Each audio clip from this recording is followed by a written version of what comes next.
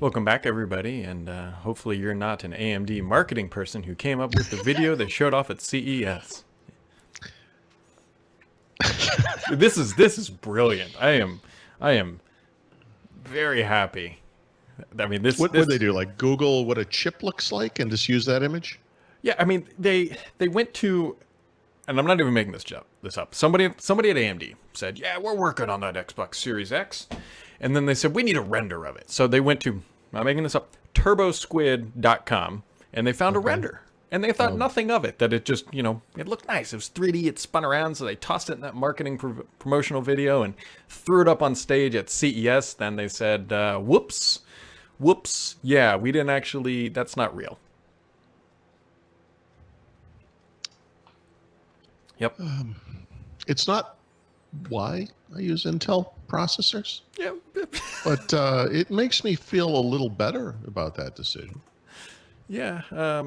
It was an interesting, it was a thing. Like, so, we all kind of like, because why wouldn't I? Like, I see the video, I see AMD, they're making the CPU, they're making the GPU. Why wouldn't they know what's on the back of the console? And everybody else assume that, yeah, why would AMD not use something that's authentic? But here we are. What does AMD stand for? Amateur Hour Micro Design or something? What the? That's crazy. It is really crazy. I'm trying to pull up something here because I do have some good news, though, Paul. Mm-hmm. Unlike the, and this isn't up on Thurrott yet, and Paul doesn't actually know this yet because I haven't talked to him yet this morning. Unlike the fake news of AMD, I can actually exclusively confirm what the ports are on the back of the console. Well, there's been a lot of speculation, Brad, about the number of HDMI ports, yada, yada, yada. Are you going to make us wait, or are you going to tell us here? I can tell you right now. So there's a digital optical audio out. Very exciting. There are two USB ports, but they're not C. They are they're the super speed. There is an Ethernet port. There is a power port. There is a single HDMI port right now. Okay. You know what? That's going to upset a few people, but I think there's a larger contingent of people who feel like Microsoft jumped the shark a little bit last time, and maybe they're going to be okay with that. Yeah. I will tell you, there is another port on the back of this thing from what I'm told so far.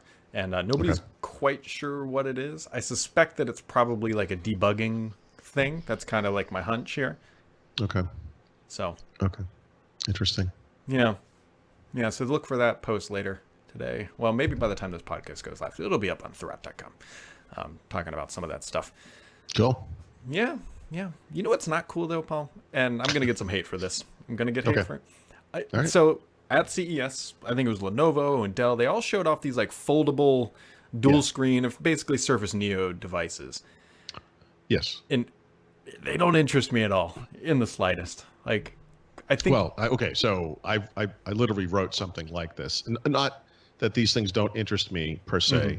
They don't. But that is what I wrote. But it's that anyone who thinks this is going to push the needle on PC sales is out of their mind. Like, this is throwing stuff. It's like the cool kids are doing it, you know. I don't know. Anyway, but what? Explain your. Well, so here's my problem. I'm not saying that these things people won't like them and they're neat and they'll find a niche use case in like movies or whatever. They'll find a sure, use. That will be their ultimate home. It will be in some CBS sitcom. Everyone will be using a dual screen Microsoft device. Yeah, something like that. That will be like 90% of the user base. Here's the thing that I go back to. Maybe this is naive. Maybe this is cynical. But for me, for a form factor to have to supersede a laptop or desktop PC, in my mind, they have to say something smart. They have to find a better input mechanism than a keyboard, right? If you can find a way to use, because until society moves away from text-based communication where we write emails and all that, you have to find a way to be able to enter text in a more meaningful and accurate way than a keyboard. And a virtual keyboard is not the answer. So until we come across that can be used, I don't think the form factor is going to change dramatically, in my opinion. I don't think it's ever going to change dramatically.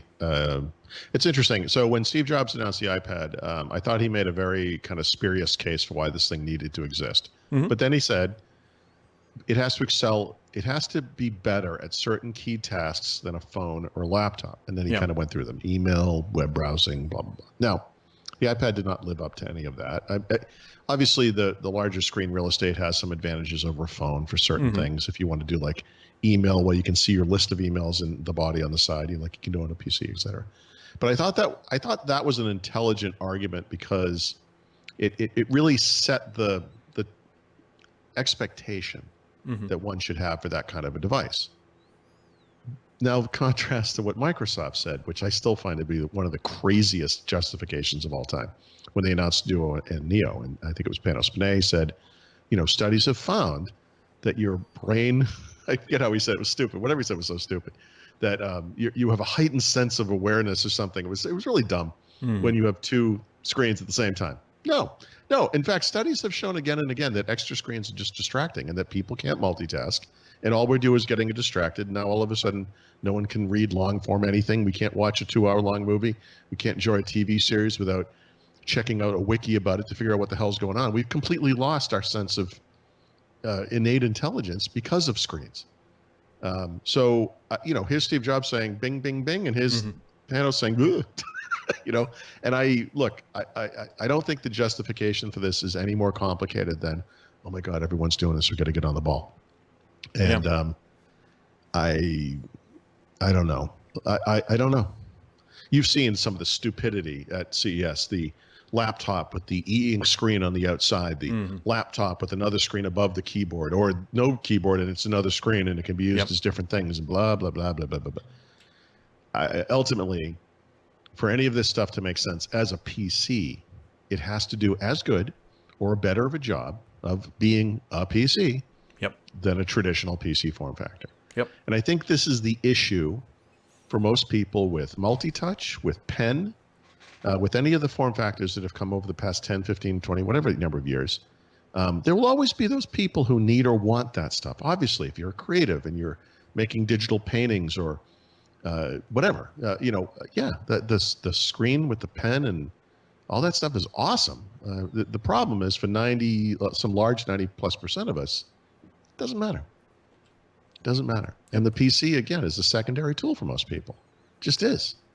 And I'd like to point out that neither Paul or I criticize the price. Price is, granted, these things are expensive that they're announcing, but that doesn't bother me. But the price will come down over time. Like if it's truly a superior form factor, it'll drop. They're premium PCs.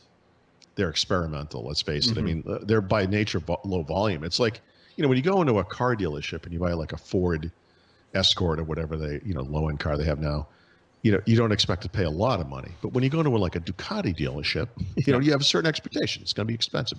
They only make like 8 of them a month, so they're going to be expensive. And that's what these things are. I don't think a lot of this stuff is going to survive. I think, in fact, I would say it's impossible to look at these things and not see them for what they are, which is a stepping stone to some future. We've all seen the science fiction movies or concept videos where a guy is on a train and he's holding up a giant sheet it's electronic, but it looks like a newspaper. And then he folds it into a little thing and he puts it in his pocket when he gets off the train, or he does like a virtual, it's like, okay, it's the future. The future is these things, the future is not 2 giant mechanical hinges with 2 displays. It just isn't, and the first foldable screens that we're seeing, like Lenovo showed off, like the phone makers are showing off, are not going to be reliable. They're going to scratch and ding and break easily. Of course, they're first gen. It will get there. So I'm not, like I said, I didn't write about this yet. I am not particularly excited about this stuff either. And don't get me wrong, if Lenovo or HP or Dell or anybody wanted me to take a look at one of these things, of course I will. I'm not going to ignore them, but I don't know. I just don't see the utility. The one sort of nice thing, which I'm looking at here and no one else can see unless they go to throughout.com, is that Lenovo did put out a bunch of images that kind of give us another look, if you will, at Windows 10X. So there's some more images of it. Nothing really like earth-shattering, but... Did you notice, though, that what they said was whatever ThinkPad folding display, I think they said it was coming out by the middle of the year, it's going to be running Windows 10 Pro. Oh. That's interesting. Now, there's 2 schools of thought there. I guess it could run Pro and also X, right? You could have two different versions. Um, the more likely scenario, and this is something I think we have kind of talked about off and on before we even knew this thing was called Windows 10X, which is this notion that the user interface that we're going to see in 10X, which Microsoft continues to insist is for dual screen displays. It's not. It's a more general purpose user interface. Will make its way to the other versions of Windows 10, and I think it should. You know, I mean, you know, that's how the transition. You know, Windows 10, like Home, Pro, whatever, as the workstation class is the wrong word, but the workstation class versions of the product should support multiple user experiences. And if people want to, you know, you buy Windows 10 Home, and most people will probably want the simpler one. You know, power users, developers, creative professionals, whatever, will want what we now use, which was kind of like the Pro UI. Yeah, I So that's don't possible. disagree. Yeah. So we will see. It's So did you? A couple other things. Did you enjoy all the Microsoft announcements from CES, for example? Yes. Name one of them, Brad. The only CES-related announcement Microsoft made is that Phil Spencer updated his profile picture to show off the new chip that's going to be in the next generation Xbox. Right. Did he do that from Las Vegas? No, he didn't. No, interesting. Yeah. Interesting. I mean, it's CES. They haven't really gone there, and it's been like 5 years, maybe. Well, they maintain a sort of off the floor presence, right? As you know, I mean, they have that sort of press area. I don't know if they have that this year. They probably do. I'm sure they do. And I think the rationale there is they know a lot of press are there, and there are people who didn't get to their October event or whatever it was, and this will be the first time they get to try some of the new hardware, the new HoloLens, maybe see the Surface. I just lost the name of it. Surface Hub, you know, that kind of thing. And so on that note, it's probably smart for them to be in the basement of whatever that hotel is with those mafia guards, who I'm still very nervous about. Yep. Yeah, so Microsoft not there, but Sony announced a car, which that was... Yeah. Does it require like a memory stick to start up or something? What was that, duo memory format? Yeah. So, yeah.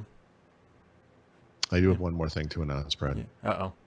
I am coming from the past. You're on Windows 7? I am. Wow. Yeah. You got Which means that days. this is exactly the same, except I see glass around the window. Yeah. How's I have to say, how's that working out for you? It's pretty. Here's an idea. I'm going to post something about this later today, but having moved back and forth a lot between Windows and the Mac, and I've used Chrome OS a lot, obviously. I've used various versions of Linux and everything. One of the things I always hear about the Mac, which I guess I agree with, although I think there's a giant learning curve attached to it, which is this notion that it kind of gets out of your way, you know? And yeah, that's a cute way of saying like it sped off in a car and left you on the side of the highway. It's like you're kind of on your own, but if you know what you're doing on a Mac, of course, you could, you know, that's kind of nice. You don't have to worry about a bunch of stuff popping up in your face. This system, you know, which I haven't really used, obviously, in years, is kind of like that, right? It's like all the familiar stuff from Windows 10, like you're used to for the most part. There's stuff that's gone now in Windows 10, but is still familiar because you remember using it back in the day. Control panel? Like the control. Oh, did we talk about the control panel? No. All right, I'm going to blow away part of my article because I was talking to Raphael. That's what it was. This is crazy. So if you're using Windows 10 and you open settings, and remember, you know, of course, in our world, and this is like enthusiasts who are worried about this stuff, not normal people, but one of the big questions is when is Microsoft going to finally get rid of the control panel? You know, like they can't stand that this thing still exists. They want everything in settings. Yeah. Settings as a UWP app is the biggest piece of garbage on earth. It's terrible. But if you open settings and you go into Windows Update, you check for updates. And then you right click on the desktop and you choose personalize. What happens, Brad? Do you remember? Oh, yeah. Windows Update goes away because it's one window. Now in Windows 7, those are two different windows. They're both control panel. You could go to screen resolution, control panel. Who would have thought multi-windows is better? If only the product was like named after that scenario. That's exactly the joke that Raphael made. He said, so you mean that it's Windows 7 and Windows 10? Yeah. No, but there you go. And look, this is not a reason, not to use Windows 10. But it speaks to the inherent lack of sophistication of the new UIs. And look, they're not going back to control panel, folks. I mean, I don't get me wrong, but it's nice. Like, it's just one of those things, like, because you can launch any number of control panel interfaces from Start Search, from wherever, from right-clicking the desktop, and they all open up in their own windows. And isn't that the way it should be? Yeah. And look, I'm sure there are reasons. I'm sure someone will be out there is thinking, well, what if you opened, you navigated to like the personalized thing twice in a row, and you had two different things going on, and you wouldn't know which one was right? Yeah, I guess, but I don't know. There are some things I really like about this. I mean, obviously, there's a lot of bad things too. I mean, the setup experience, the setup experience is terrible, but that's not fair. It's 2020. I mean, but the configuration experience is pretty terrible. One thing you sort of forget using Windows 10, if you sign in with a Microsoft account, which I think most people do, is how infrequently you have to sign in with a Microsoft account. But when you are not doing that, which you aren't in Windows 7, even though I know you can, I know there's a way to kind of attach your account to a Microsoft account, but like the sheer number of times I've had to 2FA my Microsoft account to sign into Office, to sign into Visual Studio. Well, I would have to do Windows 10 anyway, but things through the browser, like when I go to OneDrive.com or whatever, like it really, it's really noticeable. Now, granted, some of that stuff most of that stuff, to be fair, is probably very much related to the fact that I just set this thing up. I mean, that's something that will probably go down over time. But I mean, I had a comical event yesterday where, like, in the span of 15 minutes, I had to go to my phone like 5 times, and I was like, "What is going on?" Yeah. Like, because that's what the 2FA thing is. But you know what? There's no ads. There's no crapware. There's no store. It's clean. It's pretty. It's professional. It runs everything. I don't know. I mean, they're kicking it in the nuts, and they're throwing it out, but I don't. It doesn't feel that antiquated to me. Like when Windows XP went out the door, way too late, right? Like they kept that thing around for way too long. I had no thought about like, oh, I wonder what strike to run XP today. It is perhaps a depressing reality that running Windows 7 today is like, oh, this is really good. Like, this is really good. That's too bad. That is too bad. You got anything else for today? Yeah, I guess I don't have to post that article now. That was I most guess of it. No, not too much else. I'll be doing What the Tech finally today with Andrew. We haven't done that show in, I don't know, a couple of years, it seems like. Some kind of I should probably look at the notes. I think we're doing a recap of the year in some way. Well, it's been a short year, so you're lucky. There's only 4 Yeah, days yeah, to not recap. much. So let's see. In the past 6 days, I took down the tree. Got the done drywall sanding over here. It's dusty. Yep. But we're gonna be painting tonight. Nice. So when and how are we going to see photos of this? I feel like you should be doing a photo slideshow of some kind. Well, I will once it's done. It's not done. It's not done yet. All right. Okay. I ordered the floor from Lowe's yesterday. What is that? What is the floor? So, well, there's dry core panels on the floor, which are, I think I've described many times, if not. Anyways. Yeah. So then we're doing like laminate planks on top, like the wood stuff. The Pergo, I think it's Pergo XP Outlast is the actual brand or whatever. Nice. Okay. So it's waterproof down here. I was going to say it must be like mold resistant and whatnot because it's a basement, just in case. It Looks like wood. Floats on top of the thing, sort of. Yeah. Yep. So, nice. Oh, I showed you that awesome tool. See, I don't know if you need that, but that tool that yeah, will no, help I you won't cut need it that around. tool. Ouch! Because I mean, I just kicked that metal bar under this desk. That felt great. You shouldn't do it. I've done that many times. That'll be good. I'm hoping that it shows up by. I really don't like ordering on Lowe's.com. Like it's just bad. Like you hit order and then it just says processing. It literally makes a laughing sound for some reason. Yeah, it just says he thinks he's gonna get this. Like that's like, is this website laughing at me? Yeah. So we got that, and then I would love it because if all things go well, which they never do, I could be done painting potentially by Friday, like at midnight. Wow.